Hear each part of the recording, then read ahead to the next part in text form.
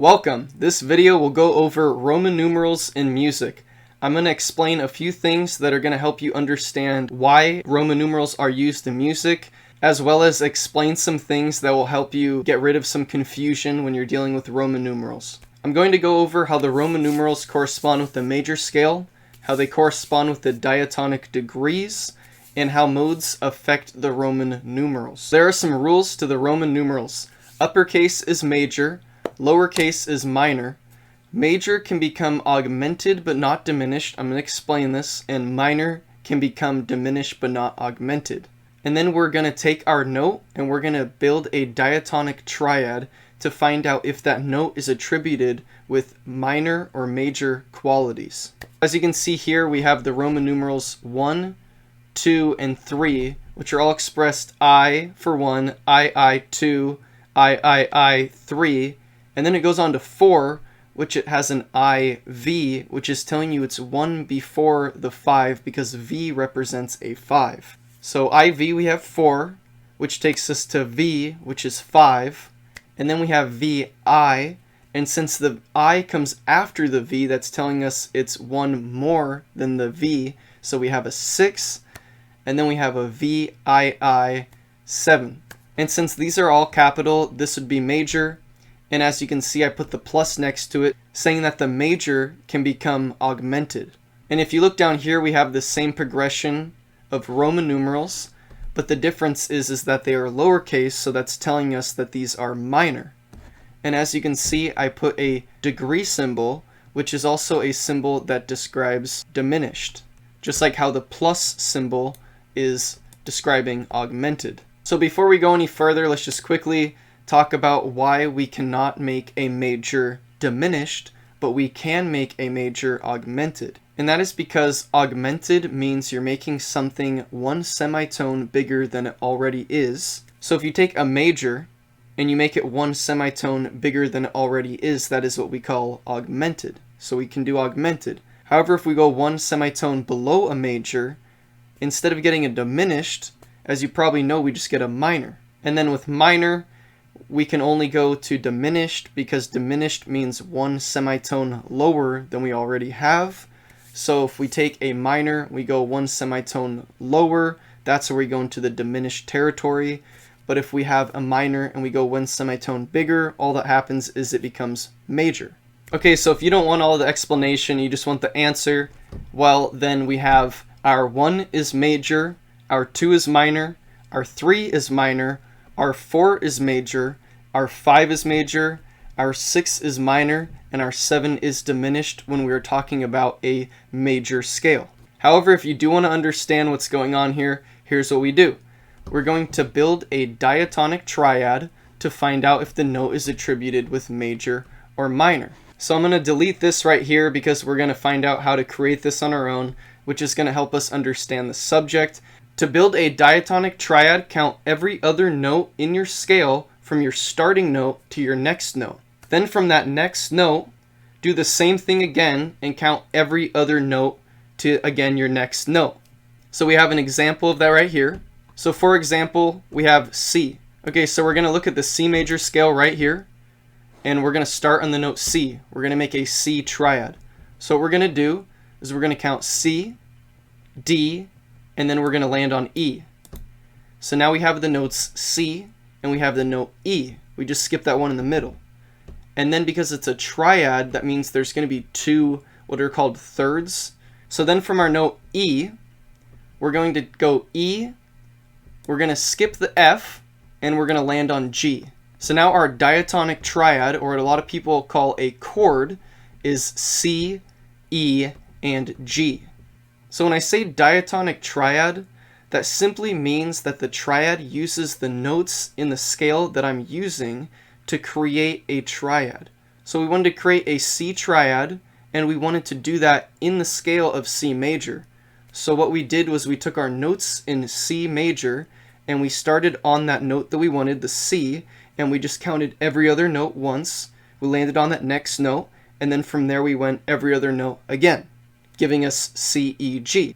But now we have to find out if the triad is major or if it is minor. To do this, we're going to look at the semitones of our triad that come after those starting notes. So here's another rule, and that is that 4 semitones is a major and 3 semitones is a minor. So we're going to start off on those first 2 notes, the C to the E, and we're going to see that our starting note C, we're not going to count on that one, so I'm going to call it a 0 for now, and we are going to count on the next semitone. So our next semitone after C is C sharp, so I'm calling that a 1. Next we have a D, so that's 2, D sharp, so that's 3, and then E, so that's 4. So what this means is there are 4 semitones from C to E, so that means this is a major third. Since you're counting from one note and you're skipping a note and then going to the next note, if you count 1, 2, 3, that's why we call it a third. I have a whole video going over intervals quite extensively, so if you want to check that out, that is Music Monday episode 4. So we're going to take that next chunk of notes that make up our triad, and we have E to G. So again, we're going to call E a 0 because we're not going to count from there. We're going to count on our next semitone. And since E does not have a sharp, we go straight to F, and that is our 1. Then we go to F sharp, and then to G, which as you can see, we only have 3 semitones here. So that means this is a minor third. Okay, so we have another rule. A major third first and then a minor third next is a major triad, and a minor third first and then a major third next is a minor triad. And if you have 2 major thirds, you have an augmented triad, and if you have 2 minor thirds, you have a diminished triad. When we find out the quality of triad attributed to our note, then we label it with the matching Roman numeral. So since C is the first degree of C major, and we just found out that our C triad is major, then our Roman numeral for C would be a capital I. So as you can see here, I wrote a C and I wrote an I above it. And this expresses the fact that C is the first degree of the scale with the I, and furthermore, as a diatonic triad, it is major. So we have that capital I. Now that we understand what is going on, let's make this a little quicker and easier by using the circle of thirds. The circle of thirds is simply a repeating cycle of thirds. Just like how one could look at a regular major or minor scale as a cycle of repeating seconds. So we're going to look at the C major scale, and we're just going to go up the C major scale.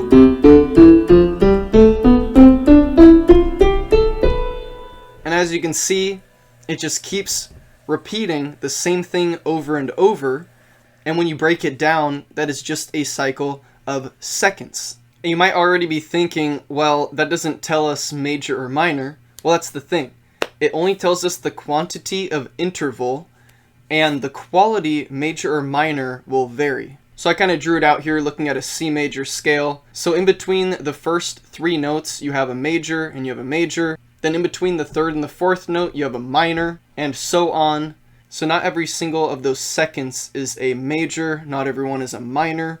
It's only telling us that it is a second. So it's a fact that from C to D, it's a second, E to F, G, A, B, all those are a second apart, and that leads us to figure out if it's major or minor.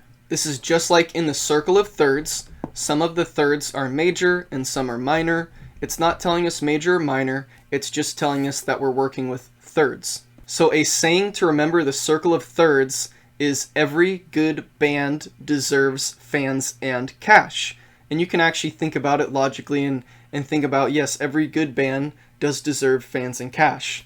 They work hard for what they do, and when you can take something and you can actually think about it and make sense of it, it's a lot better than just hearing it and trying to memorize it that way. So if you aren't familiar with a lot of musical sayings, is they're going to tell certain acronyms. So when I say every good band, each one of those first words is going to represent a letter. So here we have E, G, B. So in other words, we have every good band deserves fans and cash. That saying is telling us that we're working with these notes. So we're remembering E, G, B, D, F, A, C. So this acronym gives us all of our thirds. And if you count 2 notes, then you get a triad. So for example, we want a C triad. We start on the note C, and remember I was saying it's a cycle, so it repeats. So after C, we have to remember cash is our last word. So after cash, we start again on the very beginning, every good. So here we are in E, and then we just go up one more time from every to good. So we went from cash to every to good. Cash, every, good. Practicing the circle of thirds can help you create thirds and triads quickly, and can also help you read sheet music. Music Monday 3 and 4 go over this. 3 is about reading sheet music, and 4 is about intervals. So to further conclude what's going on here, we're going to be using the circle of thirds to create the quantity of a third. So for example, if we have B, we're going to think bands deserve. So we have B, D. Now that the third is created, we can look at the semitones and see if it is major or if it is minor. So we're going to start on B, and again, we're not going to count B because we're looking at semitones. When we're looking at semitones, we do not count that first note. So we go to our next semitone. And if we start on B, there is no B sharp, so we go straight to C, and that is our first semitone that we're going to count. After C, we go up to C sharp, which it's calling D flat here, but that is an enharmonic equivalent to C sharp, and then D. So as you can see, starting from the note B, we only have 1, 2, 3 semitones bringing us to D. So of course, that is a minor third. So now let's do the rest of the notes in the scale to figure out if they're going to be attributed with a major or minor triad, otherwise known as a chord, with all the knowledge that we built up. So as a quick review here, we had C, so we did cash, every, good.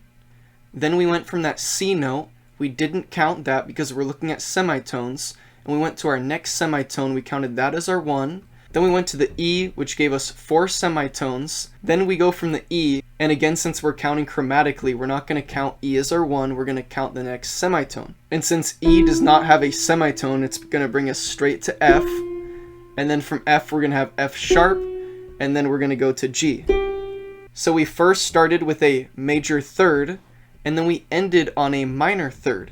And the fact that we have a major third first and then a minor third after tells us that we have a major triad or a major chord. So I'm going to label these all in the same sort of way, and I'm going to have my chord drawn out here, my C, E, and my G, and above it I'm going to tell you its quality, that it is major. Okay, so next we have the note D.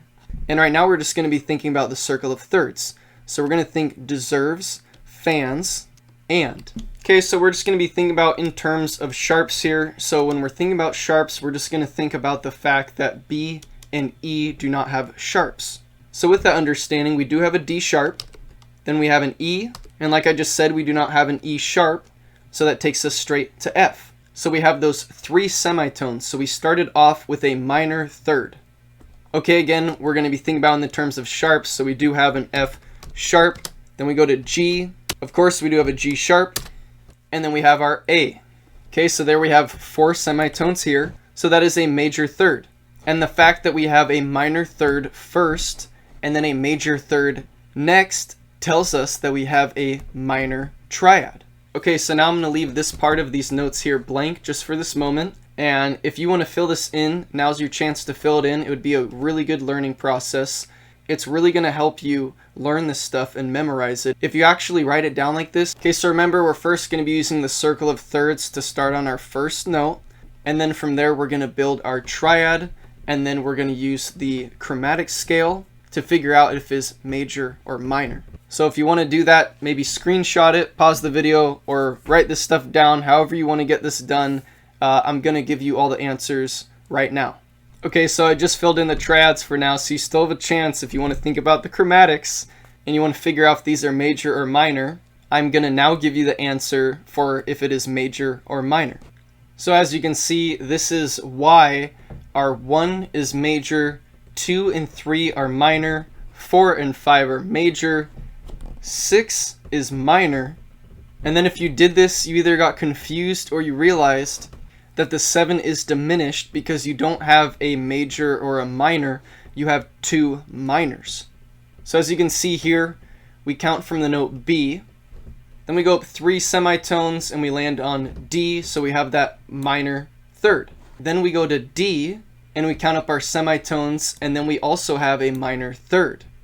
So there we go. Now we know which Roman numerals are attributed to which degrees in the scale and why. And if you want to know more about creating major scales and understanding major scales, my video, Music Monday episode 5, explains that in depth. Okay, so how do modes affect these Roman numerals? So by this point, you should probably recognize that this is 1 through 7 here. So I can go ahead and delete this 1 through 7, which is telling me our 7 scale degrees in C major.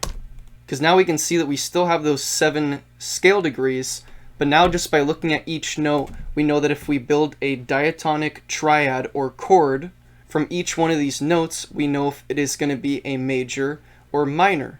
Or in the case of the 7th degree, the last degree, we have a diminished triad or chord. So my Music Monday episode 5 also explains modes and also a saying to help you remember it if you want to see a more in-depth video on modes. But that saying was simply, I don't poke living mammals after late. Probably not a good idea.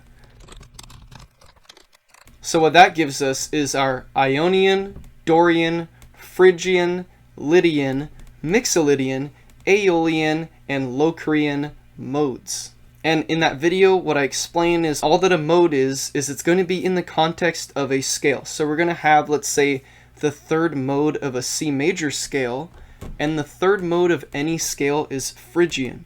So the third mode of C major is E Phrygian. So whenever you see E Phrygian, you know that that is the third mode of C major. In other words, it contains all the notes that C major does, but it starts in that third note and then goes back to repeating on that third note again. Just like in normally C major, you start on C and end on C. In this case, we're going to start on E and then we're going to end back on E using the C major scale, and that is our E Phrygian mode. So because this video is not really about modes, and I kind of just wanted to briefly give you enough information to help you figure out what modes are, we're just going to use probably the most common mode, which is the 6th mode, known as Aeolian, and in other words is known as minor in its natural form. Okay, so now as you can see, we have A minor. So all that we did was we started on the note of A, and we went around and we landed back on our note A. So because we're in the key of C major, and we just went to A minor, which is actually the 6th mode of C major, A minor would be known as the relative minor of C major. Again, I'm telling you, that video explains all this stuff. Okay, so before I explain anything else, do not think that when you're in a mode you can create more modes. It just doesn't make sense if you think about it, and if you cannot think about that quite yet, let me just tell you, it does not make any sense. So here we're in A minor, which is also known as the 6th mode of C major.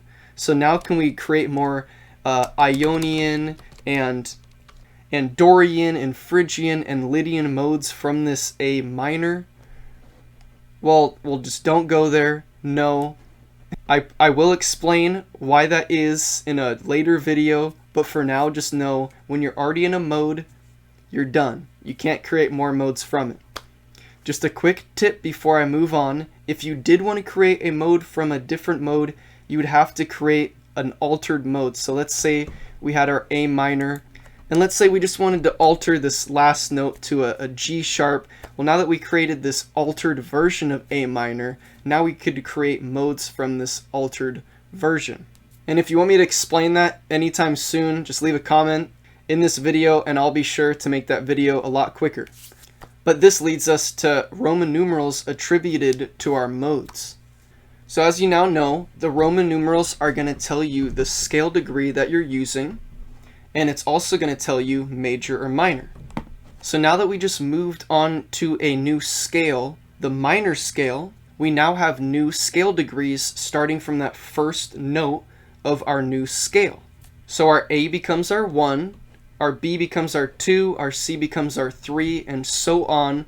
We're going to relabel, starting on that first note, our new scale degrees. But the thing to remember is that these Roman numerals are either capital or lowercase, depending on if that note is going to create a major or minor triad. So as I just explained, A minor is a mode of C major, And since it is a mode of C major, it's going to be using the same notes as C major. In other words, using that same progression of notes just in a different order is going to give us the same exact chords that C major has, just in another order. So as you can see, if we look at the A note here in C major, we're going to see that it's the 6, but we're going to see that the 6 is lowercase, telling us this is minor. Then we have a minor triad when building on those notes in C major. And since A minor is a mode of C major, meaning it has all the same notes as C major, we simply know that our A is going to be minor, our B is going to be diminished, just like in our major, and just like how C is the first in C major, that's going to be a major triad. Now it's the third note in A minor, so it's still going to be a major triad. So here we have that capital I representing our C major triad, while in C major we have a lowercase I representing our E minor triad. So as you can see, all the same notes still have the same qualities. Our C, our F, and our G are still going to be major, whether we're looking at the major scale or we're looking at the minor mode, because they just use the same exact notes. And one thing just to keep in mind in minor is that instead of your 1, 4, and 5 being major, in your major scales you see it's a 1, 4, and 5. Those are your major chords in your major scale. When you go to your minor scale, now your 1, 4, and 5 are minor. So it's not all that hard to remember. The one thing to really keep in mind is that in minor your 2 becomes diminished. So drawing this all out in C major first, and then creating modes from C major, and always starting from that C major scale, really helps us understand this a lot more, because as we can see here, we have a B, we have a Roman numeral that is a 7 diminished, and here we have a B, which is a Roman numeral saying it's a 2 diminished. Furthermore, our 3, 6, and 7 in minor become major. So I just like to think 3, and then if you're counting in threes, you just count 3, 6, and then the next note after that's a 7, because you got to have those 3 major chords in your scale. Okay, so now we're done with the video on Roman numerals. And you might be wondering why this has been up here the whole time. Well, that's for the next video. If you want to see my next video, it's going to be filling in this circle of fifths that is blank with directions. And I'm going to discuss how to fill it in. And then with that, we're going to discover which key signatures we're able to use in music and understand that. And also be able to create all the notes from using the circle of fifths and even more from there. So if you have any questions, just leave a comment and I will be sure to answer it. Thank you.